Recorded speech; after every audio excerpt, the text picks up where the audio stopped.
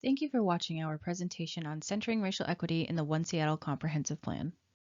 The One Seattle Plan is our opportunity to shape the future of our city and invest in our priorities as a community. The One Seattle Plan is an update to our current comprehensive plan, Seattle 2035, and it will guide city decisions about where we locate housing and jobs, and where and how we invest in things that we need to grow as a city. This plan update is our chance to define and take action on a unified vision for all of Seattle's residents and in neighborhoods across the city.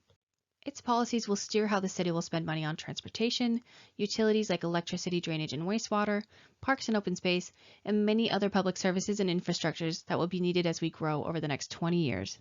Our goal is to shape a Seattle that is more equitable, livable, sustainable, and resilient for our communities, both now and in the future. To create this equitable future, we must understand how our past produced the disparities we see today. This presentation will walk you through how the One Seattle Plan is an opportunity for community to understand how our past produced our current disparities, update investment and policy priorities, and shape an equitable future. While Seattle's comprehensive plan has guided growth in Seattle since 1994, we're now facing several major challenges, both new and long-standing, that make this update different. Updating the plan is an opportunity to address these challenges in order to realize our vision of an inclusive, welcoming city. How will we do this? First, we must look honestly at how growth in Seattle has unfolded in the past to produce unequal outcomes along lines of race that continue today. We need new and stronger tools to respond to Seattle's housing crisis, grow without displacement, and address our massive housing shortage. We must address our climate emergency, which is already having severe impacts on our region, and make investments rooted in community resilience, social cohesion, and environmental justice. And we must do all these things as we recover from a pandemic whose impacts have worsened these disparities. The One Seattle Plan will address challenges new and old: racial equity, housing costs, access to economic opportunity and education, climate change, and more. Our existing plan provides a starting point as we explore different approaches to growth and investment, along with new strategies to reduce displacement pressures. Seattle's Race and Social Justice Initiative formally began in 2004 with the recognition that we are responsible, both personally and collectively, for eliminating racism and its legacy today. The initiative has a rich history of accomplishments over the past 2 decades, with much more underway. This comprehensive plan update will center racial equity as a core value.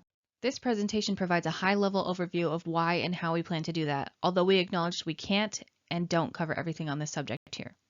Overall, our goal is to create an equitable future where the color of your skin, your ethnic background, your faith, your gender, and whom you love do not negatively impact quality of life.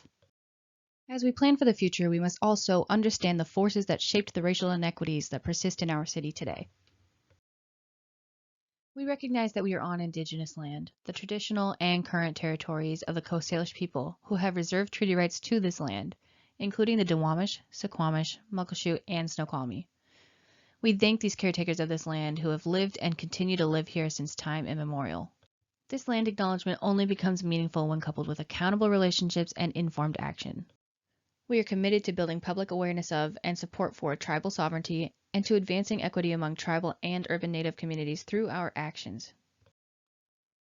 Colonization has historically harmed, displaced, and attempted to erase Native communities, and these impacts continue today.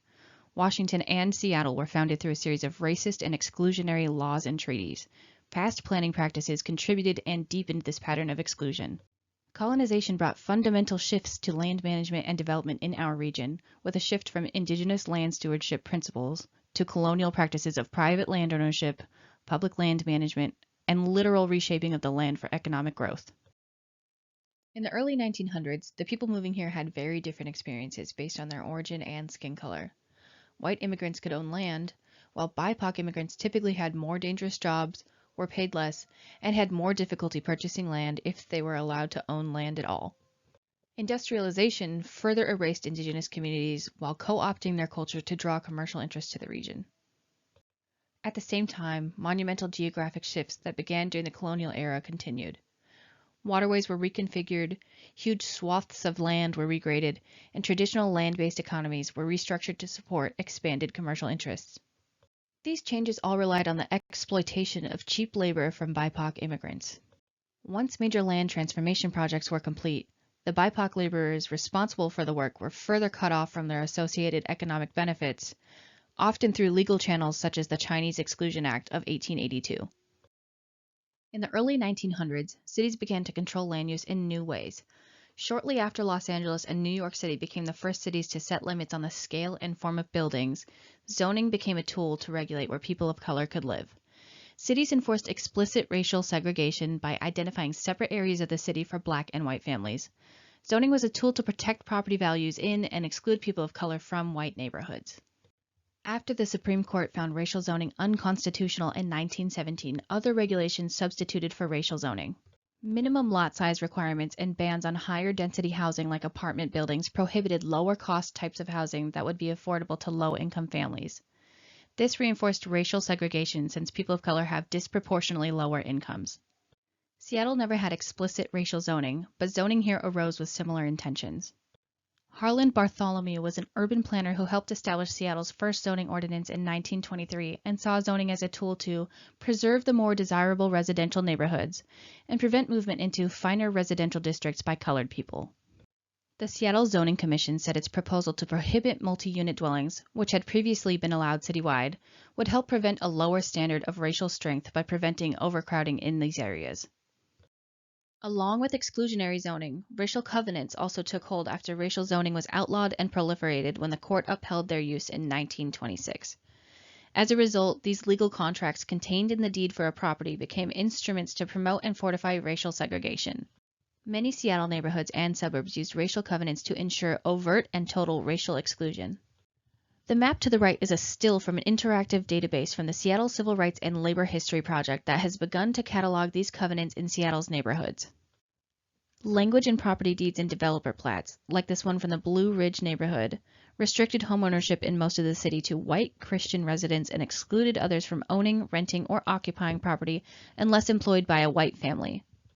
This practice continued until 1948, but other racial discrimination in real estate remained legal until the Housing Rights Act of 1968. Though unenforceable, whites-only clauses remain in thousands of property deeds in Seattle. Not only were people of color excluded from most Seattle neighborhoods on the basis of race, but in those areas where they could own property, people of color faced racial discrimination in government lending. In 1934, the Federal Housing Administration, or FHA, was created to revive the mortgage industry after the Great Depression. Redlining was the practice of mapping areas based on their perceived creditworthiness for government-backed loans. In color-coded maps, areas rated most risky were shown in red and had more people of color. In Seattle, areas were explicitly described by their racial composition. Redlined areas were rated hazardous because people of color lived there. Areas rated best and desirable enjoyed greater access to loans because they were protected with racial restrictions. This had devastating and long-lasting effects on racial disparities in home ownership and wealth, as Black households in particular could not get loans to build and pass on wealth. From World War II to the present, a series of events crystallized and exacerbated the racial disparities we see in Seattle today. Incarceration of Japanese families destroyed communities and transferred businesses and properties to white families. BIPOC veterans were excluded from federal loans that built intergenerational wealth for the families of white veterans. The National Interstate and Defense Highway Act of 1956 was another massive financial federal investment that exacerbated white flight, destroyed BIPOC communities, and created dependence on cars. Our population and economy grew dramatically in the 1990s, leading to white migration back to the cities. Negative consequences included gentrification, rising housing costs, and the displacement of BIPOC communities. That brings us to the present, where we are planning in the context of persistent inequities and several major challenges and crises that threaten our vision of an inclusive and welcoming city. It may feel like exclusionary practices happened a long time ago, but the reality is the effects of this history are still with us today. Racial segregation and exclusion established through redlining and racial covenants is still visible in where people live now, in persistent homeownership and wealth gaps, and in displacement pressures communities of color face today. Persistent disparities along lines of race show how our city's history of segregation and exclusion is still with us today. Many redlined areas remain majority people of color today and have greater rates of poverty, more exposure to environmental hazards, and even lower life expectancy compared to greenlined areas where white households were able to get mortgages and build wealth. After decades of a racist housing and planning practices, white households today have substantially more wealth than black households, largely because white households were able to buy homes, generate, and pass on wealth. As Seattle has grown, a legacy of exclusion has meant the benefits of that growth have not been shared equitably among everyone in our community. Unfortunately, these disparities are getting worse, not better, as we face an acute housing crisis. Despite creating lots of new housing, rapid population and job growth has pushed housing costs upward for renters and prospective homeowners, putting housing out of reach for many in our community. Homeownership, previously withheld from people of color through redlining and racial covenants, is now financially unattainable for most households that don't already own a home. Homeownership remains a primary way families create and pass on wealth and achieve stability. While nearly half of white households own their home, less than a quarter of black households do. Soaring home prices mean more households are renting for longer. But rising rents make that harder too, especially for low-income households, for whom affordable homes are extremely scarce. This drives displacement as people move out of the city to find rents that they can afford. And it pushes some people in our community out of housing entirely, a major contributor to homelessness. As Seattle has grown, rising housing costs have led to displacement for many community members. Renters are particularly vulnerable to displacement due to the potential for sudden rent increases or eviction. When a household is paying a substantial share of its income on housing costs, vulnerability to displacement is even higher. Nearly 60% of black households experience housing cost burden, putting them at elevated risk of displacement. Displacement has many negative effects: loss of community ties, housing instability, health impacts, and environmental damage as our population spreads out and suffers longer commutes. Displacement of communities of color, especially black communities, has continued during the last 2 decades of growth in Seattle. As we look to the city's future, we are prioritizing racial equity in our development of the One Seattle Plan, including in our community engagement work and in the outcomes of the plan. First, we are concentrating our limited budget and staff resources on an equitable engagement strategy specifically focused on amplifying voices that have been historically and systematically underrepresented in the city's planning and engagement processes. This means we will focus on centering the voices from populations, including those listed here, that have been marginalized in past comprehensive plans. Our 2 central strategies for reaching these communities are partnerships with community-based organizations and community liaisons from the Department of Neighborhoods. Our community-based engagement partners have created and are implementing their own engagement work plans that reflect and respond to their specific BIPOC communities. Community liaisons also have deep connections with these targeted populations. To guide the update of the plan, we are setting racial equity outcomes that we'll use to ensure we're on track and so community can hold us accountable.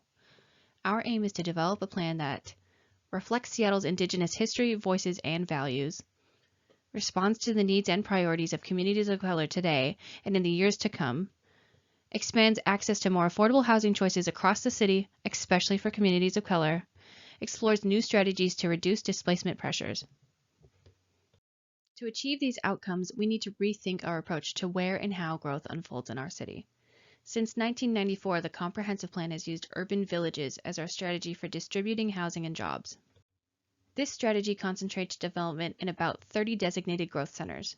Since 2012, more than 80% of new housing has gone to these compact, mixed-use areas near transit and services. That also means that, despite rapid population growth in recent years, many areas outside urban villages actually have fewer residents today than they did decades ago. This approach to a growing city at the heart of our region has raised several concerns. First, the urban village strategy reflects a compromise struck in the 1990s designed to shield many areas of Seattle from the prospect of new housing. As a result, it reinforced and perpetuated the patterns of segregation and exclusion established through redlining and racial covenants by prohibiting lower-cost housing types in much of the city. Second, it has worsened our affordability crisis by restricting housing supply and diversity of housing types. Population growth has boosted demand for housing, but our supply has not kept pace, in part because much of the city has restrictive zoning that allows only detached homes. Together, this fuels displacement pressure as development is concentrated in limited areas and housing shortages push prices upward. Many areas where people of color were concentrated due to racist housing practices in the early 20th century have since been targeted for growth through our planning in the last 25 years. We are now looking at how this strategy has benefited some people and burdened others in inequitable ways and exploring new ways to grow that achieve more equitable and affordable housing and neighborhood choice for all. You can learn more and comment on this through the scoping process for our environmental impact statement by visiting our website. Our goal is a future that advances opportunity and minimizes harm for people and communities who have experienced harm and are not benefiting from how our city is evolving. To ensure we're on track, we'll use an environmental analysis called an environmental impact statement, or EIS, as well as a displacement risk analysis. This work will complement what we're hearing through public engagement to help us assess our progress. We will continually evaluate if we're succeeding in charting a new vision or just repeating current practices. We intend to stay accountable to community through continuous feedback. Ongoing monitoring is critical for ensuring accountability. The city's Equitable Development Monitoring Program will continue as a tool for measuring and informing progress in advancing equity and combating displacement. We will be updating the monitoring program so we can measure progress towards outcomes in the Racial Equity Toolkit and strengthened goals in the new comprehensive plan. We are asking everyone with a stake in Seattle's future to share their perspective on what will make Seattle a better place to live. You are experts with critical knowledge. To make this community-driven plan successful, we need your feedback. In short, we want to hear from you. The best and most immediate way to get involved is to visit the One Seattle Engagement Hub website, our central hub for all virtual engagement for this update. On this platform, you can share your feedback in multiple ways, view what others are saying, and stay updated about how the engagement process is shaping the plan update.